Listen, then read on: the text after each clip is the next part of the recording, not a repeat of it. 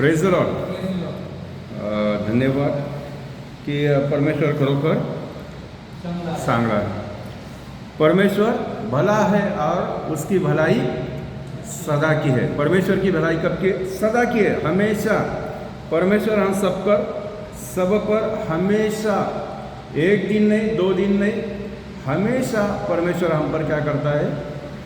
भलाई करता है, हमारे ऊपर उसका अनुग्रह करता है और प्रतिदिन हमें चलाता है. हालेलुया.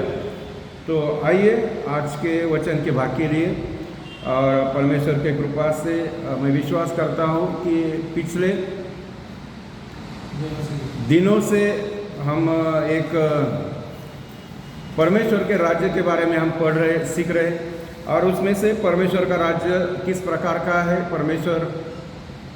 परमेश्वर का राज्य के बारे में पहले दिन मैंने प्रस्तावना की. उसके बाद दूसरा एक भाग लिया. परमेश्वर के राज्य के 3 भाग होते हैं, तो उसी तरह से पहला भाग था कि परमेश्वर का आत्मिक राज्य, परमेश्वर का आत्मिक राज्य. और मैं आशा करता हूँ कि बहुत सारे लोगों ने इस परमेश्वर के आत्मिक राज्य के बारे में आपने सीखा भी होगा, पढ़ा भी होगा, और जो वीडियो बनाया उसके लिए अपन ने देखा भी होगा. और बहुत सारे लोगों ने शायद जिन्होंने पसंद किया तो उन्होंने लाइक भी किया, कमेंट भी किया. हम सब के लिए परमेश्वर का धन्यवाद कहते हैं. और आज का जो टॉपिक है हमारा परमेश्वर के राज्य के विषय में, जैसा कि 3 भाग होते हैं, तो उसमें से पहला भाग पिछले इसमें हमने किया. अभी आज का दूसरा जो भाग है कि परमेश्वर का राज्य का रूप जो है, दूसरा रूप जो है परमेश्वर के राज्य का, तो है धार्मिकता का. कौन सा रूप है? धार्मिकता का. क्योंकि परमेश्वर हम सबको धर्मी ठहराने आया है. हालेलुया. क्या ठहराने आया है? धर्मी. क्योंकि हम तो क्या थे? पापों में डूबे हुए थे, पापों में पड़े हुए थे, और हमारा जन्म भी कैसा हुआ था? पापों में ही हुआ था, पाप से ही हुआ था. हालेलुया.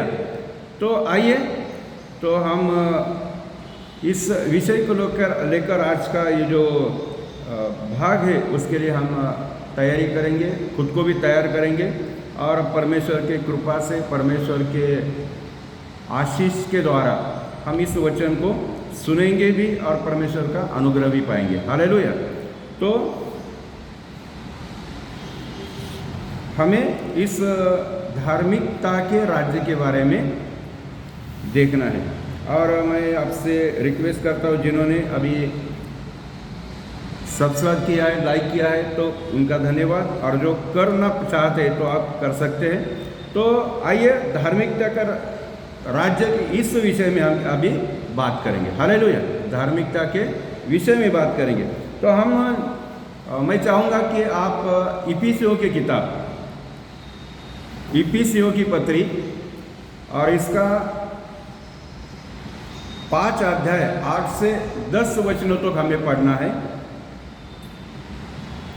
इफिसियों की पत्री 5 अध्याय और 8 से 10 वचन तक हमें पढ़ना है. तो सबसे पहले हमें इस बात को समझना है कि परमेश्वर का राज्य क्या करना है. सुनो, सबसे पहले हमें क्या समझना है कि परमेश्वर का राज्य कहाँ पर है? कहाँ पर है? परमेश्वर का राज्य हमारे अंदर है. हाँ, कलीसिया में. कलीसिया बोले तो परमेश्वर के राज्य के रूप में दिखाया जाता है. हालेलुया. कलीसिया बोले तो परमेश्वर का राज्य. और इस राज्य में अभी हम इस परमेश्वर के राज्य में, इस परमेश्वर के धार्मिकता के राज्य में अगर हम रहते हैं, जीते हैं, रोज हम इसमें बढ़ते हैं, तो हमारा जीवन पहले वाला जीवन नहीं होता. हालेलुया. जब हम इस कलीसिया में एक परमेश्वर के राज्य का भाग बनकर रहते हैं, हमारा जीना, उठना, बैठना, चलना सब कुछ परमेश्वर के इच्छा अनुसार अगर होता है तो हमें उन पुराने जीवन हम नहीं बिताते, हम तो नई सृष्टि हो जाते हैं। हालेलुया। क्या बन जाते हैं हम? नई सृष्टि बन जाती है। इसलिए आइए पढ़िए। कारण पूर्वी तुम्ही अंधकार असे होता, हाँ। आता तुम्ही प्रभूमध्ये प्रकाश असे आहात। पूर्वी तुम्ही कसे होता? अंधकारमय होतात, पण आता तुम्ही प्रभूमध्ये प्रकाश परंतु असे तुम्ही आहात. आता प्रभूमध्ये येशू ख्रिस्ताच्या द्वारे प्रकाशामध्ये आलेले आहात। हिंदी है क्या? हिंदी है? पढ़िए। क्योंकि तुम तो पहले अंधकार में थे। क्योंकि तुम तो पहले क्या थे? अंधकार में थे। पहले तुम कहाँ थे? अंधकार के वश में थे। और परमेश्वर हमें कल जो हमने जो बात सीखी थी कि यीशु मसीह ने, परमेश्वर ने हमें अंधकार के वश से छुड़ाकर अपने प्रिय पुत्र यीशु मसीह के राज्य में हमें प्रवेश कराया। यीशु मसीह के राज्य में हमें क्या किया? प्रवेश कराया। उस आत्मिक राज्य के बारे में हमने कल उसमें बात की थी। तो हम अंधकार में पड़े हुए थे। पढ़िए। क्योंकि तुम तो पहले अंधकार में थे, परंतु अब प्रभु में ज्योति हो। अभी तुम प्रभु में क्या है? ज्योति है। अभी तुम अंधकार के वश में नहीं, अभी तुम तो परमेश्वर के राज्य में है, धार्मिकता के राज्य में हम प्रवेश कर रहे हैं। तो अभी हम क्या है? ज्योति है। अगर हम ज्योति है तो हमारा उजाला भी क्या हो जाएगा?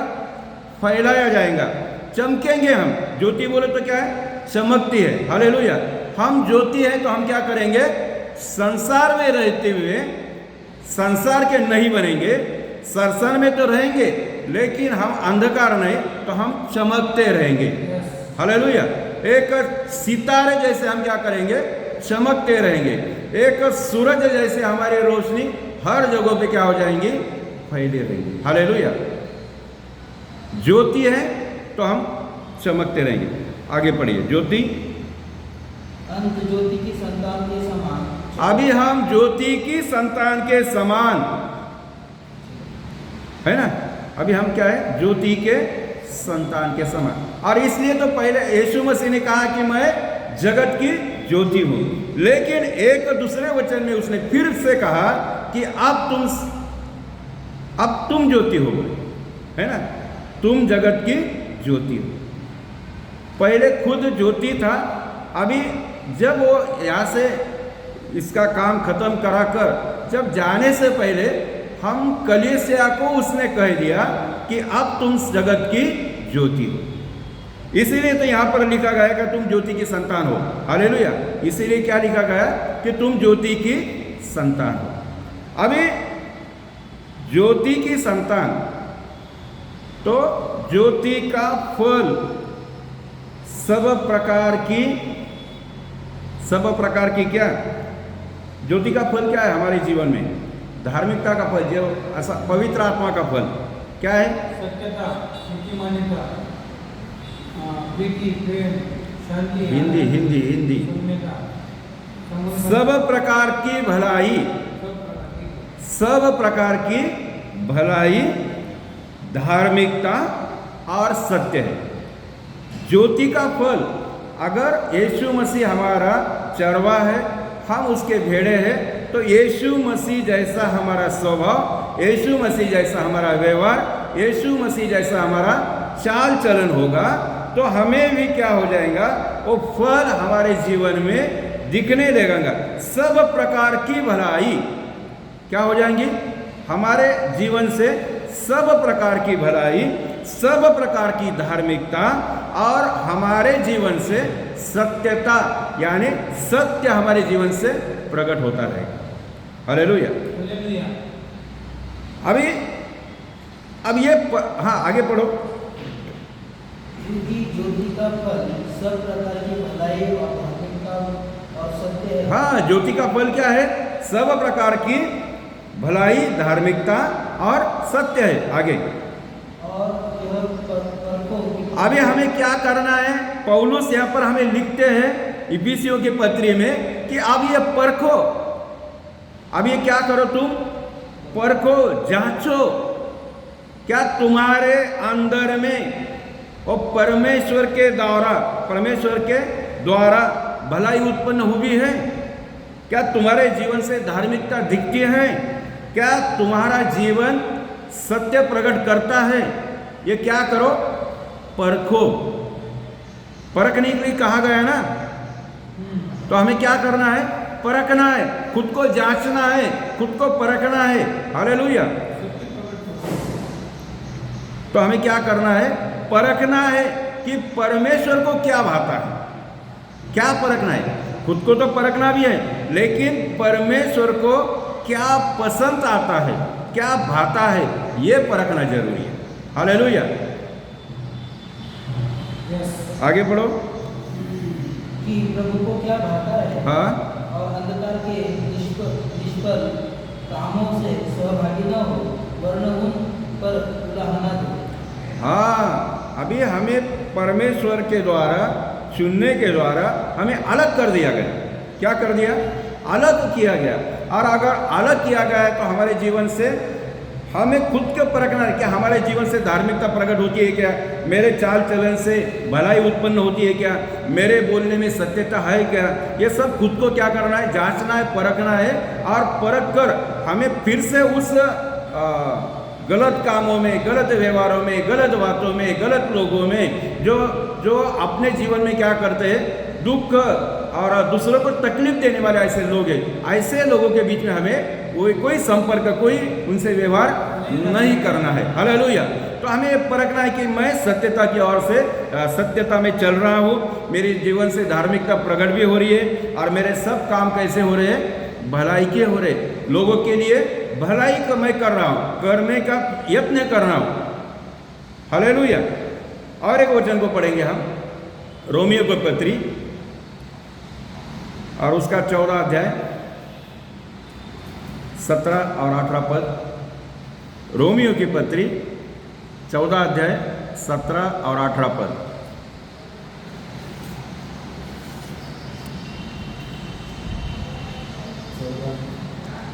चौदह अध्याय 17 और 18 पद।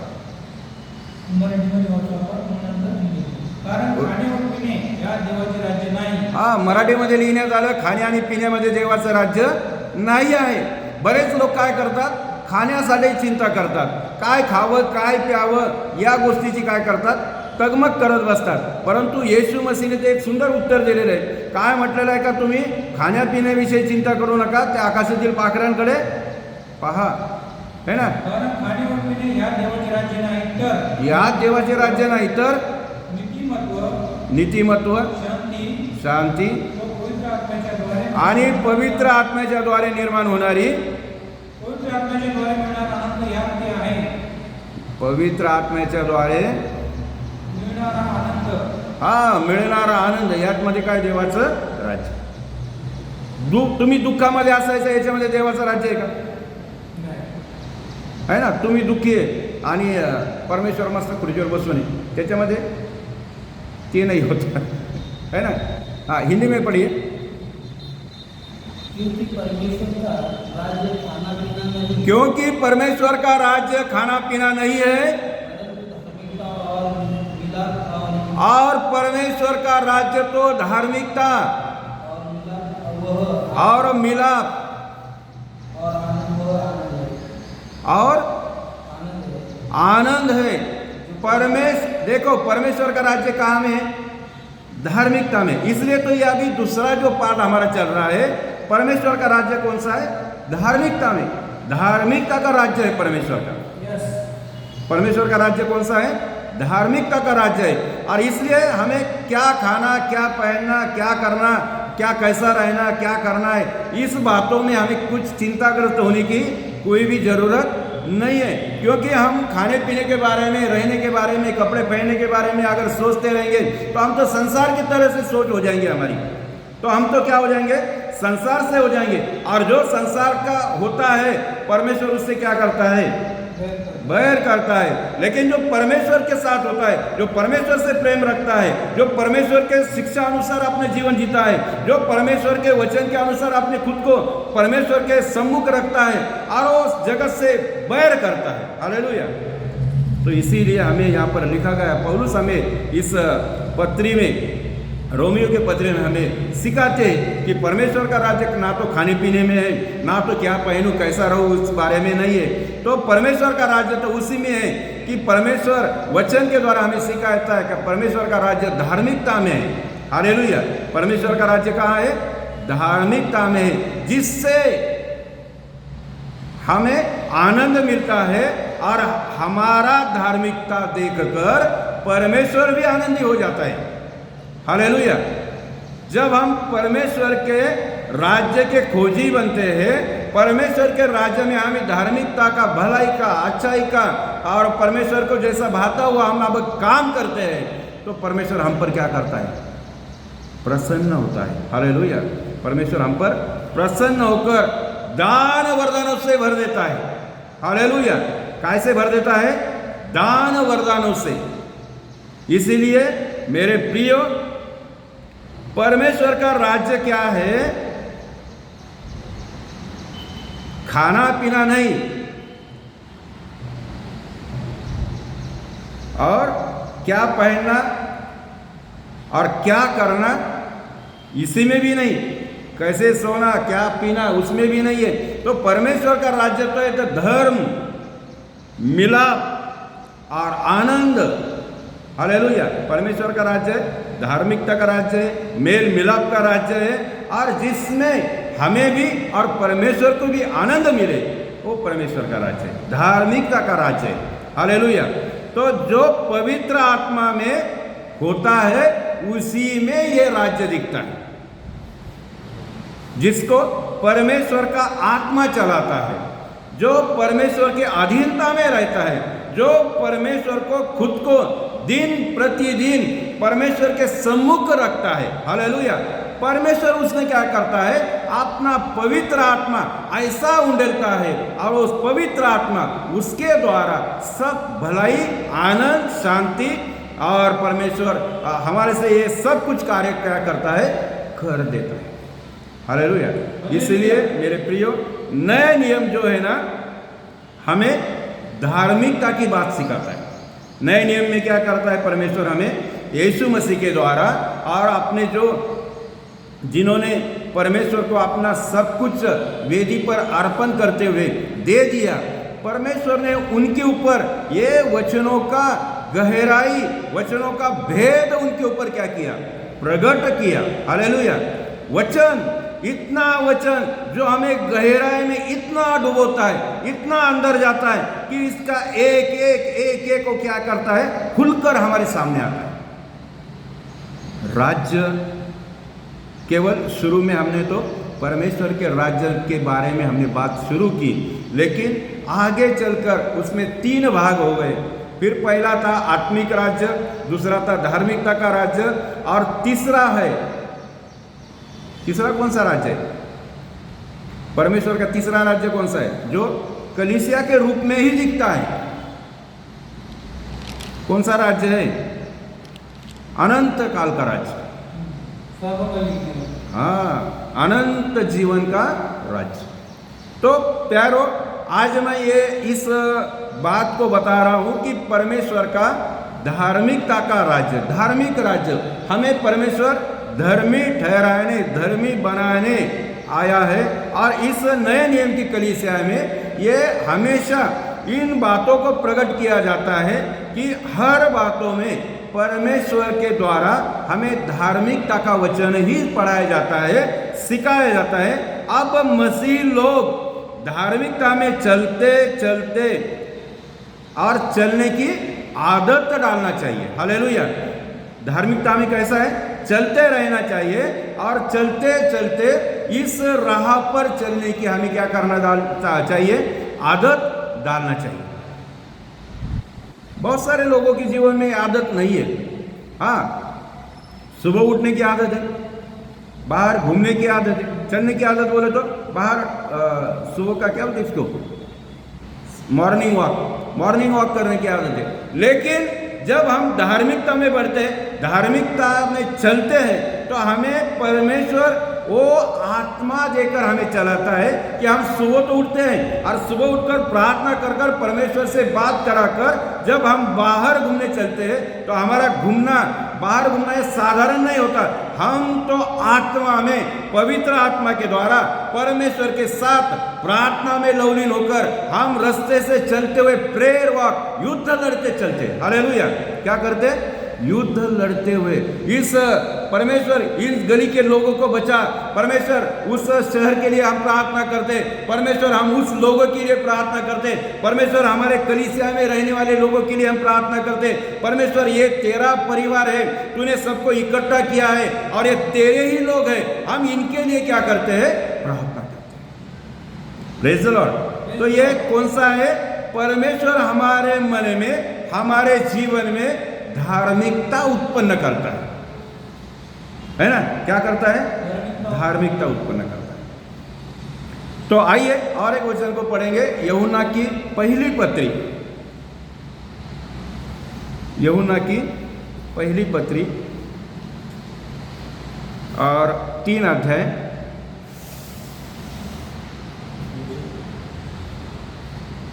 7 वचन को पढ़ना है। यहाँ पर यूहन्ना जो प्रेरित हमें इस वचन के द्वारा सिखाते हैं। हाँ, पहला यूहन्ना 3 अध्याय 7 वचन। क्या बोल रहा है परमेश्वर वचन के द्वारा? यहाँ पर हमें यूहन्ना के द्वारा हमें वचन दिया जा रहा है कि हे बालकों, किसी के भरमाने में न आना। क्या कहता है? कि किसी के भरमाने में न आना।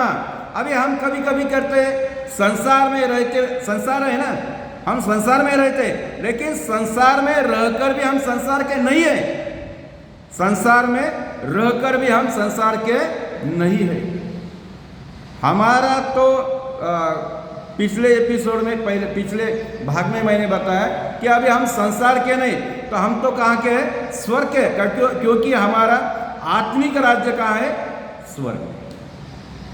हम स्वर्ग के, और इसलिए पिछले भाग में मैंने बताया कि हम यहाँ पर यात्री और परदेशी है। हम यहाँ पर क्या है? यात्री और परदेशी है। हमारा कुछ दिन का यहाँ पर बसेरा है, कुछ दिन का हमारा यहाँ पर क्या है? बसेरा है। एक दिन हम क्या है? ये संसार सब कुछ छोड़कर हम निकल जाएंगे, जहाँ पर परमेश्वर ने हमारे लिए वो घर बनाया है, जहाँ पर परमेश्वर हमें लेने आने वाला है, उस राज्य में हमें जाना है। हालेलुया। और इसलिए हम यहाँ पृथ्वी पर के नहीं, तो हमारा राज्य परमेश्वर का राज्य आत्मिक राज्य है, स्वर्ग का राज्य है, और वो स्वर्ग का राजा भी है। अगर स्वर्ग का राज्य है तो स्वर्ग का वो राजा भी है। हालेलुया। तो आइए, तो हे बालकों, किसी के भरमाने में न, किसी के भरमाने में न आना। धार्मिकता का काम करता है, वो जो धार्मिकता का काम करता है। अभी हम सबके लिए वचन है कि जो व्यक्ति, जो जीवन, जो परमेश्वर के वचन को अपना आधार बनाकर परमेश्वर के वचन अनुसार अपना जीवन जीता है, उसी के लिए जो धर्म के काम करता है ना? क्या लिखा है? जो धार्मिकता के काम करता है, जो धार्मिकता के काम करता है, वही उसके समान धर्मी है। हाँ, वही उसी समान क्या है? उसके समान धर्मी है। जो परमेश्वर ने धर्म का काम किया, परमेश्वर ने धार्मिकता का काम किया, लोगों के लिए बहुत सारा उसने अपना जितना जो कुछ भी था सब लोगों के ऊपर उंडेल दिया। फिर हम भी तो संसार में रहते हुए धार्मिकता का काम करते हुए हमें भी तो उनके लिए प्रार्थना करना है, उनके लिए बाढ़ जोना है, उनको सत्यता के मार्ग पर लाना भी है, उनको धार्मिकता सिखाना भी है, उस धार्मिकता के राह पर उनको चलना, हाथ पकड़कर उनको लेकर चलना भी है। क्योंकि वचन में लिखा है कि एक आत्मा तुम क्या कर? स्वर्ग में लेकर आ। एक ही आत्मा लाने का बोला। इतनी बड़ी भीड़ नहीं होना चाहिए हमें। आजकल तो बहुत सारे लोग, पादरी लोग, उनको तो जब भीड़ होती है तब तो उनका गला खुलता है। हालेलुया। क्या खुलता है?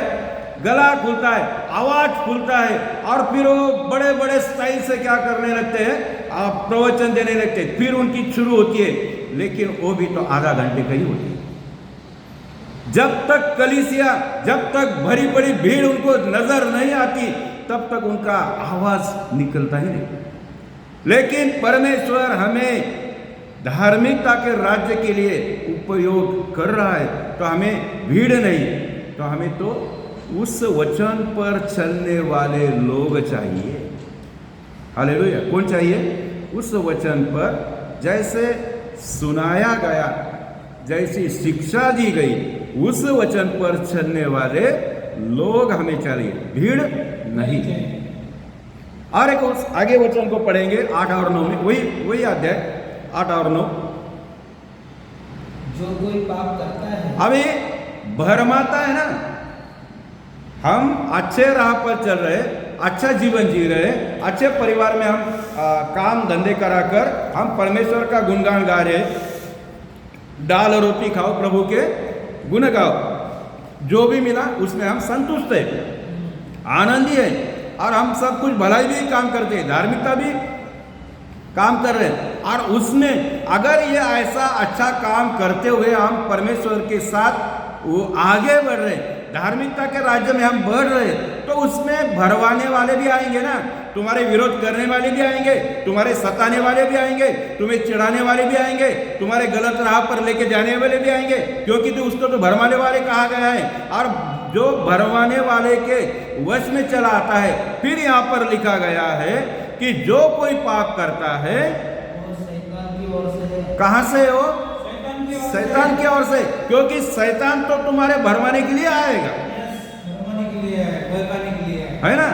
तो जो कोई पाप करता है, और शैतान के भरमाने से अगर तुम्हारे से गलत कदम उड़ जाते हैं, तुम्हारा हाथ उड़ जाता है, तुम्हारे मुंह से गाली निकल जाती है, तुम्हारे आंखों से पाप हो जाता है, तुम पाप में गिर जाते हैं, तो ये काम तो कौन कर रहा है? शैतान तुमसे करके ले रहा है। हालेलुया।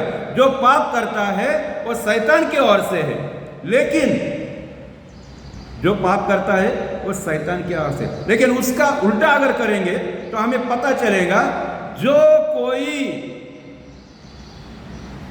हाँ पढ़िए। जो कोई पाप करता है वह शैतान की ओर से है, हाँ, क्योंकि शैतान आरंभ ही से पाप करता है। हाँ, शैतान तो आरंभी से, जैसे आदम हवा के जमाने में भी आदम हवा को भी उसने क्या किया? भड़काया, भरमाया, और उनको पाप में गिरा दिया।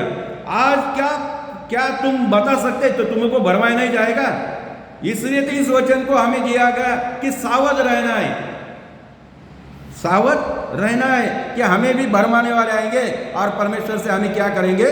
दूर करेंगे, और अपने वश में लेंगे, और अपने वश में लेने के बाद हमसे क्या करेंगे? पाप करवा लेंगे। क्योंकि शैतान का स्वभाव, शैतान का मूल वही है कि आदि से क्या करता है? पाप करते आया है। आगे, परमेश्वर का पुत्र इसलिए प्रकट हुआ कि शैतान के कामों को नाश करे। हाँ, परमेश्वर का पुत्र इसलिए प्रकट हुआ कि शैतान के कामों को क्या करे? नाश, शैतान के कामों को नाश करे, और परमेश्वर के कामों का क्या करे? परमेश्वर काम करे, काम शुरू करे, मतलब धार्मिकता के काम। शैतान धार्मिकता का काम नहीं करता, शैतान भलाई के काम नहीं करता, शैतान धर्म अच्छाई के काम नहीं करता। शैतान तो क्या करता है? उसको जैसा पसंद आता है ऐसा लेकर जाता है, और वो आग के भट्टी में गिरा जाता है। हालेलुया। तो परमेश्वर के काम करने के लिए हमें क्या है? परमेश्वर आया शैतान के कामों को नाश कराने और परमेश्वर के कामों को शुरू करने के लिए। तो धार्मिकता का काम, इसलिए परमेश्वर का राज्य कौन सा है? धार्मिकता का राज्य है। इसलिए परमेश्वर का राज्य कौन सा है? धार्मिकता का राज्य है। और धार्मिकता का राज्य उन लोगों को दिया जाता है।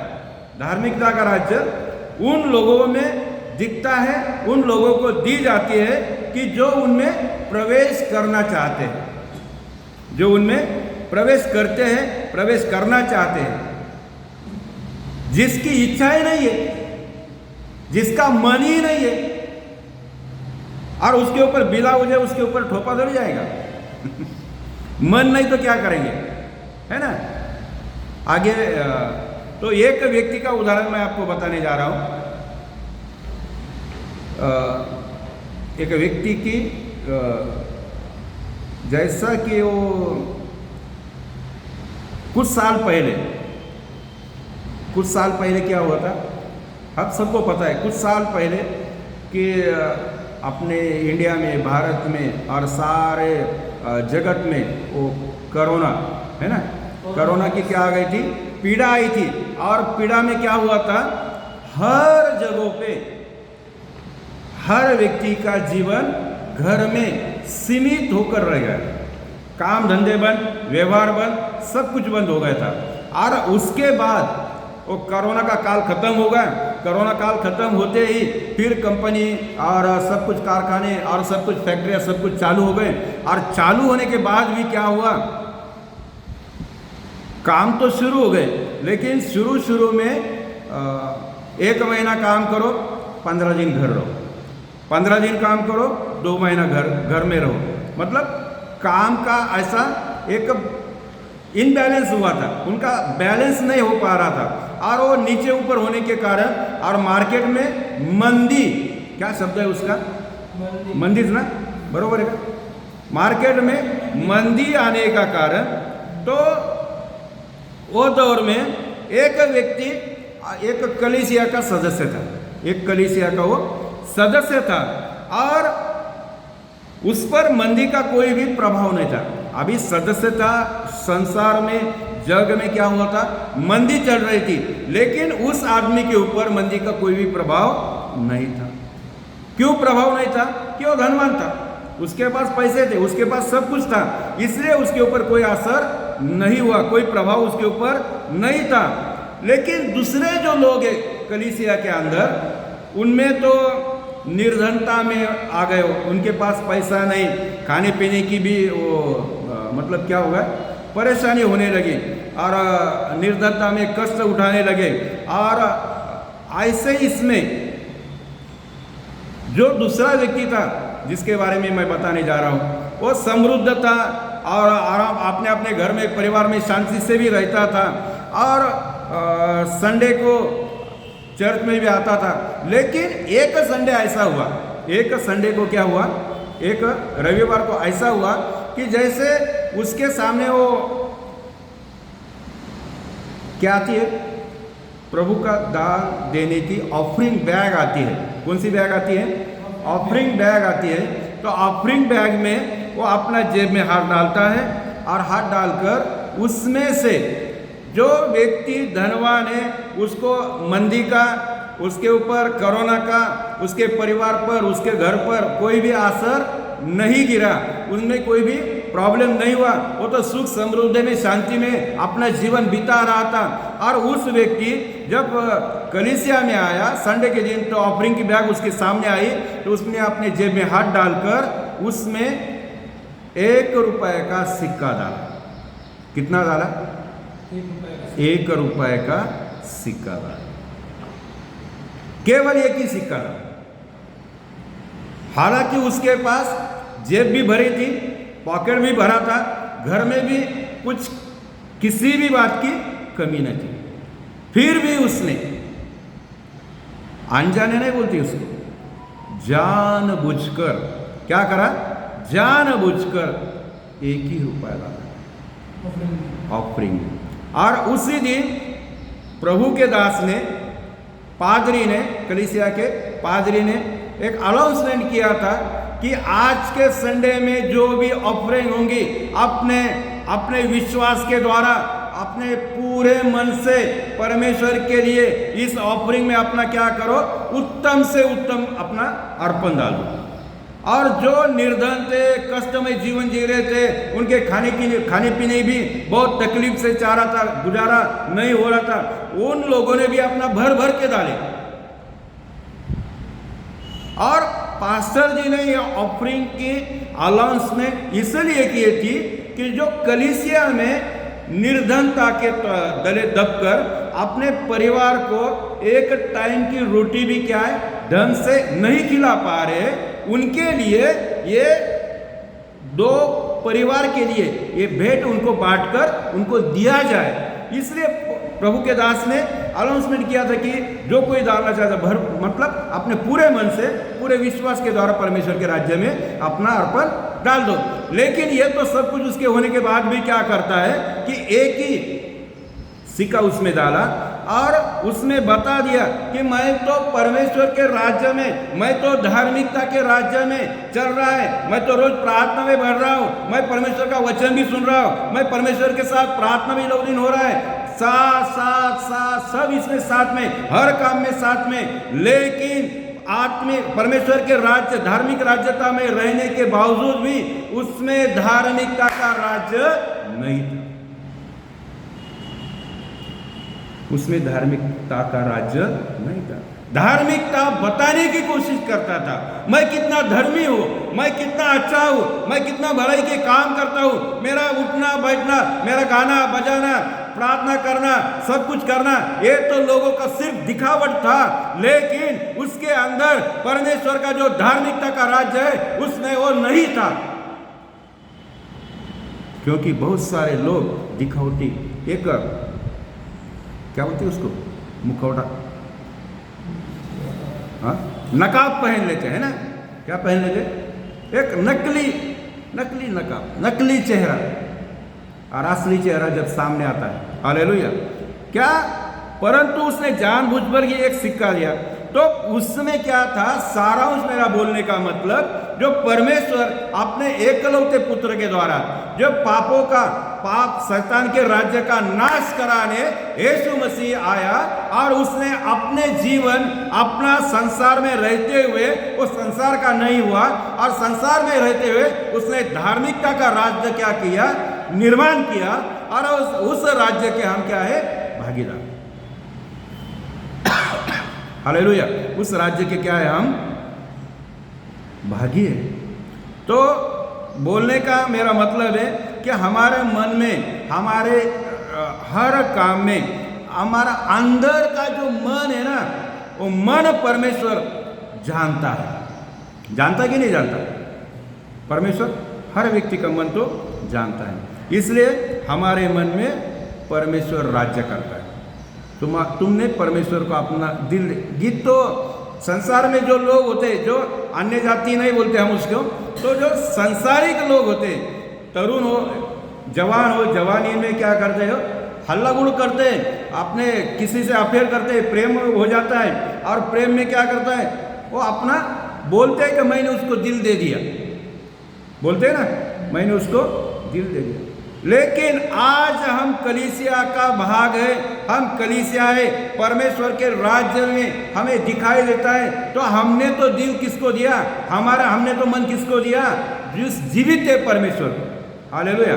हमारा सब कुछ किसका है, परमेश्वर का है, और इसलिए हमारे मन में अब परमेश्वर राज्य करता है। हमारे मन में कौन राज्य करता है, परमेश्वर। तो हमारा जब परमेश्वर हमारे दिल में रहता है ना, पहले कोरिन्थी 3:16 में लिखा है, क्या तुम नहीं जानते कि तुम परमेश्वर का मंदिर है और तुम में वास करने वाला परमेश्वर का आत्मा है। तो ये हम जानते हैं, तो हमारे मन में भी क्या है, परमेश्वर का जो हमारे परमेश्वर हमारे मन में राज्य करता है। हालेलुया।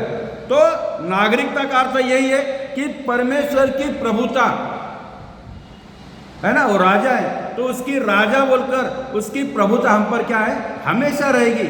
और जब उसकी प्रभुता हम पर करता है तो उसके प्रभुता को हमें मानना भी जरूरी है। अगर वो राजा है, हम उसकी प्रजा है, तो प्रजा को राजा का अधिकार, राजा का बोलना, राजा का वचन, राजा की आज्ञाओं को हमें क्या करना पड़ेगा, मानना पड़ेगा, पालन करना पड़ेगा, और प्रतिदिन उसके राज्य के लिए हमें क्या करना, आगे आगे बढ़ना पड़ेगा। प्रतिदिन इस धार्मिकता के राज्य के हमें क्या करना पड़ेंगे, घोषणा भी करना पड़ेंगी। प्रतिदिन उस राज्य में हमें चलकर दिखाना भी पड़ेगा, साथ साथ लोगों को चलकर लेके चलना भी पड़ेगा। हालेलुया। यही तो हमारा क्या है, धार्मिकता का राज्य है। जब कलीसिया सारी मिलकर इस तरह चलती है, इसलिए तो लिखा गया है कि प्रेरितों के काम 2 अध्याय और 38 वचन से 41 वचन तक पढ़िए जल्दी।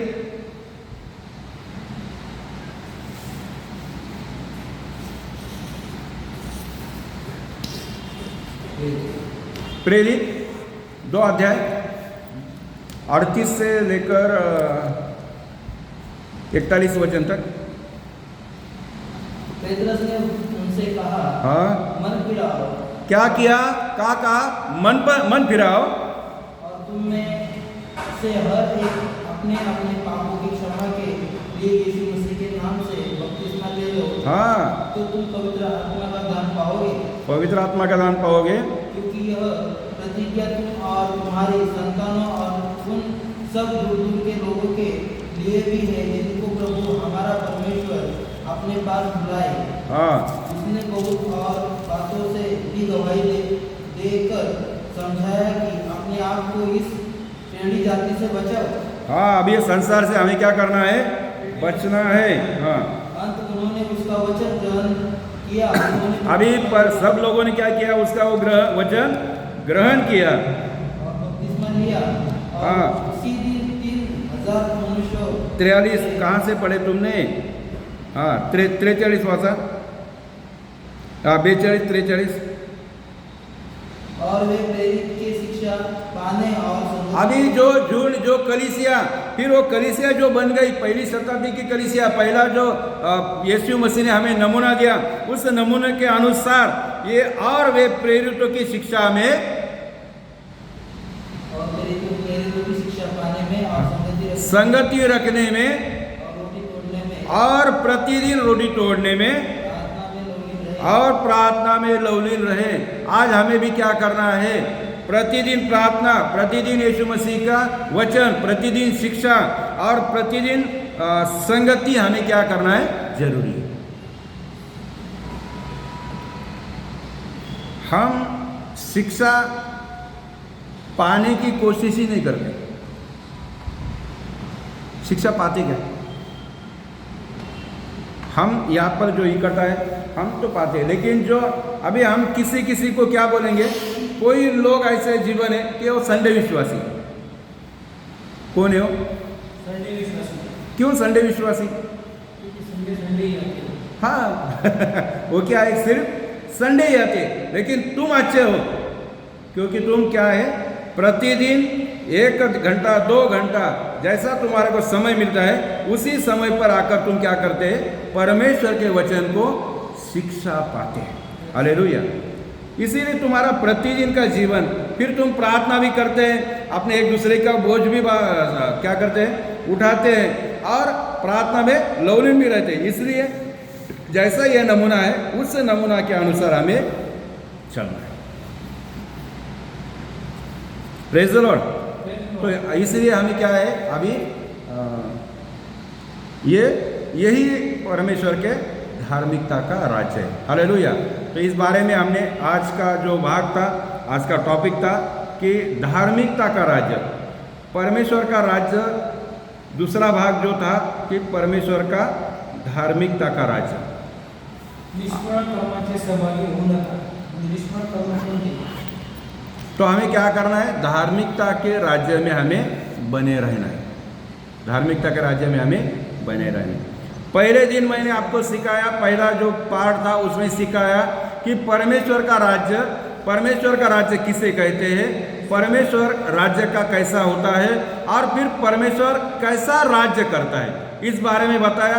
फिर उसमें लास्ट में अंत में बताया कि परमेश्वर के राज्य के 3 भाग है, 3 रूप है, 3 प्रकार है, जिससे कलीसिया जो झुंड होती है वो कलीसिया को परमेश्वर का राज्य कहा गया।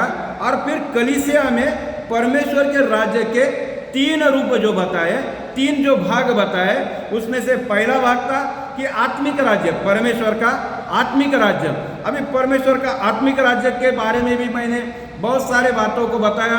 और उसमें फिर हम अभी संसार के नहीं, हम तो क्या है? यात्री और परदेशी है। हमारा यहाँ पर बसेरा नहीं, हमारा घर तो स्वर्ग में है और हमें एक दिन प्रभु यीशु मसीह आएगा और हमें स्वर्ग ले जाएगा। ये परमेश्वर का आत्मिक राज्य के बारे में पहले भाग में हमने बताया। अभी आज का दूसरा भाग में हमने बताया कि परमेश्वर का राज्य धार्मिकता का राज्य है। हमें क्या करना है? परमेश्वर शैतान के हर गलत कामों को नाश कराने और यीशु मसीह के द्वारा धार्मिकता का राज्य बनाने आया। हालेलुया।